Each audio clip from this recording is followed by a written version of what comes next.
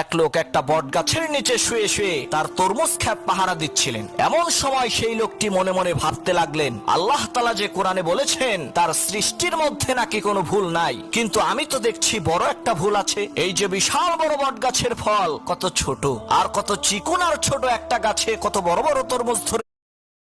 এক লোক একটা বট গাছের নিচে শুয়ে শুয়ে তার তরমুজ খ্যাপ পাহারা দিচ্ছিলেন। এমন সময় সেই লোকটি মনে মনে ভাবতে লাগলেন, আল্লাহ তাআলা যে কোরআনে বলেছেন তার সৃষ্টির মধ্যে নাকি কোনো ভুল নাই, কিন্তু আমি তো দেখছি বড় একটা ভুল আছে। এই যে বিশাল বড় বট গাছের ফল কত ছোট, আর কত চিকন আর ছোট একটা গাছে কত বড় বড় তরমুজ ধরেছে। এই কথা ভাবতে ভাবতে সে কখন যে ঘুমিয়ে গেছে সে নিজেও জানে না। হঠাৎ একটা বট ফল এসে সেই লোকটার নাকের উপরে পড়লো। সেই লোকটা ধরপড় করে ঘুম থেকে উঠে দেখে তার নাক দিয়ে রক্ত বের হচ্ছে। লোকটা তখন বলল, আল্লাহ, আসলেও তোমার সৃষ্টির মধ্যে কোনো ভুল নাই, তুমি মহান।